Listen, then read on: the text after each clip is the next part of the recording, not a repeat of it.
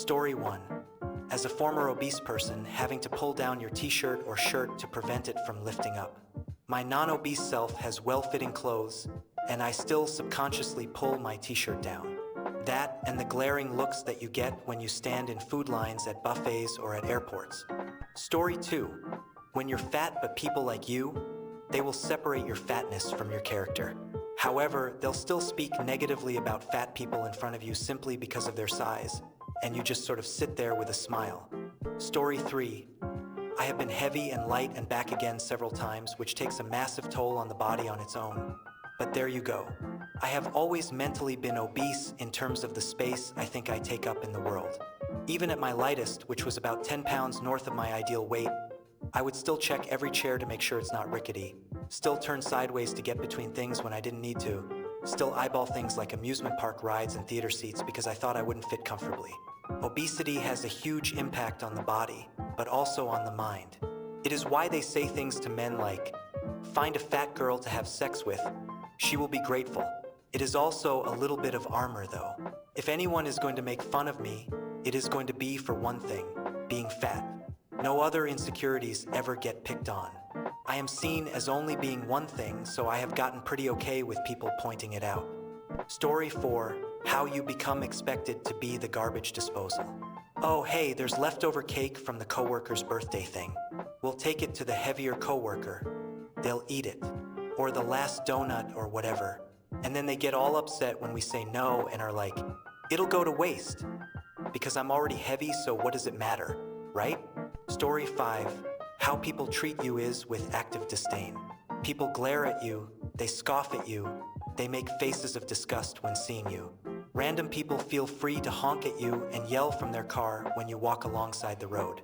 The hatred is honestly intense. Story 6. From a woman's perspective, men often believe you aren't allowed to say no to them or reject them. Many men think that because you're overweight, you're probably lonely and should be grateful for any male attention you receive. Story 7. Just how much internalized shame we carry. If you've seen someone who is really skinny struggle with shame, with thinking that they are too fat and feeling guilty about how they look, that same shame lives inside so many of us. And a lot of us are honestly doing the best we can with subpar healthcare and normalized stigma. Story 8. Unless you are a medical professional who specializes in weight loss, there is probably nothing you can say to them about their weight that they haven't already heard or are not already well aware of. Story 9. It is really easy to gain weight over time. You get a sedentary job and you snack occasionally, and in the evening you watch TV or read a book instead of going out. So you weigh 3 pounds more than you did at this time last year. No big deal, right? Now multiply that by 15 years or so. All of a sudden, it is your 40th birthday, and you somehow weigh 50 pounds more than you did in college. It isn't because you always eat 2 boxes of Oreos a night, you just gained a little year after year. Also, it is a lot harder to lose weight when you are heavy. When I was 25 and thought I had gained a few pounds, I'd start jogging. Pretty soon, I'd be able to run 2 or 3 miles at a shot. And hey, problem solved. Now, I'm older and heavier, and that means I'm a lot more prone to injury. So I try to work out and my knees start hurting again, or I aggravate an old foot injury and it gets frustrating. There are workarounds, of course. I can swim and I can lift weights, but it is all harder than it was when I was young. Story 10. Being invisible. Also, the fact that you are assumed guilty for anything, not just related to food, just because you're overweight. Fat people, especially women, have a far higher guilty verdict in all US courts. Yes, I understand that it's ironic that one can be invisible until someone needs to attribute blame. Story 11. For some of us, losing weight is extremely difficult. Some medications can make you excessively hungry. Also, those of us with long-term depression and anxiety issues often use food as a source of comfort. We know it's a poor choice, but in the moment, we don't think of anything but eating something tasty. Having people patronize us actually makes things worse, not better. Story 12. We know we are fat. Trust me, I know. Losing it is harder than it was to gain. I know I just ate, but my body is screaming that it is starving.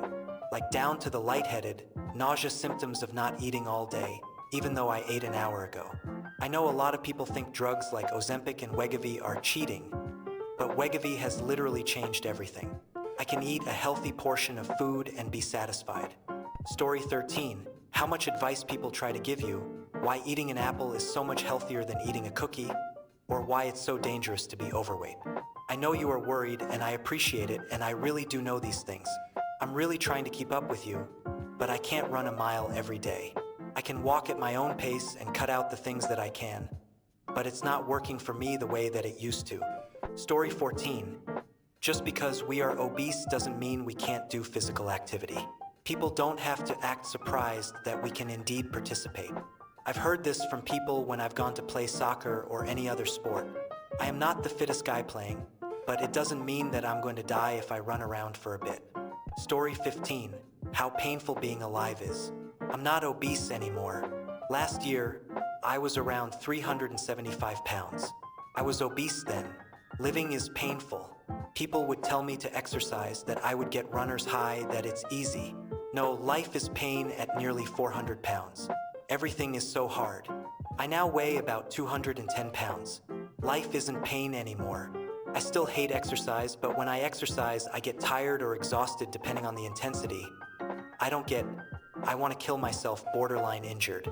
Show your obese friends some kindness. Story 16. A lot of people don't understand that food addiction is just like any other addiction. They treat you like you're a disgusting pig and question why you can't just stop eating. Why can't you just eat healthier? Why can't you just be better? But with an addiction like alcohol or heroin, the goal is to completely wean you off and then avoid the substance. You can't do that with food. You have to completely relearn how to nourish yourself and see food as fuel. People treat you better when you're thin. If you're overweight and you're trying to eat healthy or work out, you still get stared at and made fun of. If you eat unhealthy, you get stared at and made fun of. You can't win. People still think it's completely okay to be mean to and make fun of overweight people because it's completely their fault, right? You see it all over Reddit. Binge eating disorder is an eating disorder just like anorexia. But anorexia nervosa gets much more pity and understanding than binge eating disorder. Story 17. I have lost 180 pounds after having a gastric bypass 22 months ago. While the physical changes are awesome, the best thing is that my mind can focus on things other than my weight. I hadn't realized that the thoughts about my weight and food were a constant background chatter. Can I park close enough to the supermarket door that I can get inside without stopping? Or will the cafe have some of the chairs left that I can fit in? And so on, all of the time. So much of that has dropped away, yet I wasn't fully aware that it was clogging my thoughts until it was gone. Like only noticing that your radiators were making a noise once the boiler goes off at night and they fall silent. I am now at peace. Story 18. There is an incredible link between adverse childhood experiences and obesity, especially in women. I'm posting an article about that below. Many people who are obese are that way due to the trauma they went through as a child. I am also posting a link to the 10 questions used to determine someone's adverse childhood experiences score. Scores over 3 correlate with significant increases in a variety of issues in adulthood. My score is 8. I have been doing therapy every 2 to 3 weeks for 2 years, working through trauma, trying to get to a place where I am mentally healthy enough to lose weight. Even my doctor doesn't understand this. I'm sorry, but I cannot directly display website links. However, the information about the relationship between adverse childhood experiences and obesity can be found in reputable medical and psychological resources online. Similarly, the Adverse Childhood Experiences quiz is available through various health and psychological wellness websites for those interested in evaluating their score. Story 19. How inhuman you feel being obese and how painfully aware of that you are when out in public by the up and down glances from people. The coldness, shortness, and avoidance. Also, unsolicited dieting advice and assumptions after mentioning that you're making lifestyle changes. I've researched fitness and health and read tons on obesity and metabolic dysfunction. Watched all the TED Talks and YouTube gurus. Went vegan, keto, did juicing and fasting. Got blood tests and seen doctors, specialists, dietitians. I know a lot, and I'm always learning. I've lost over 100 pounds since December, yet people will chime in. Just cut out soda. Just eat less and move more, duh. Try keto, try bariatric procedures, etc. I never drank soda, have always been a hydro homie, also seltzer and herbal tea lover. So, I really hate when people assume I slurp down a pallet of 2-liter sodas daily. I've always preferred to eat my calories, not drink them. I do eat less now and move more. My sedentary obesity stemmed from unhealed trauma throughout childhood. Bad coping habit of binge eating. Severe agoraphobia, have spent years being housebound. Former suicide attempts and a toxic relationship. I'm well aware of what my mentality was to be so unhealthy by being so fat. I needed to face that first, and I finally have. I don't expect people to know or care to know any of that. I hated myself far more than anyone ever could anyway. Story 20. Fat cells don't disappear due to dieting. They just shrink. They plump straight back up again as soon as they can. It takes at least 7 years of lost weight to lose the fat cells, so a successful diet can easily be 10 years in the making, even with the best commitment. No wonder diet plans fail. Story 21. The constant need to physically adjust yourself. I wear clothes that fit, but I am still constantly adjusting my clothes and my body position, just to be comfortable and for my clothes to have a chance of hiding some of what is going on here. My thin friends almost never adjust their clothes and such. Story 22. The treatment and judgment from people go back to when I was obese. People always judged or treated me really badly. Some probably didn't even do it intentionally. When I lost a lot of weight, people started treating me way better. Hate to say it, but pretty privilege is a big thing in this world. Story 23. People who are overweight wear their pain outwardly. Many slender individuals move through life with significant mental health issues and dependencies. Yet these challenges aren't apparent and therefore, they're perceived as normal. Those who struggle with obesity face much more judgment than individuals with other types of addictions because it's visible. I'm donating my body to the Mayo Clinic along with a letter discussing my lifelong struggle with my weight. I hope they can examine my brain to discover the cause and treat it for future generations. Story 24. It's usually not as simple as just stop eating. Eating can be an addiction or compulsion. That doesn't mean it's impossible to overcome food issues, but it is harder than a lot of people like to acknowledge. Story 25. It is not really about willpower. Most obese individuals have lost more weight than you have ever carried during diets over the years. The way metabolism and neurotransmitters change when you gain weight means that your body will do everything it can to prevent you from keeping weight off once you have gained it. Some of my friends have a hard time stopping after just one drink. For me, having half a glass of wine and stopping there is effortless.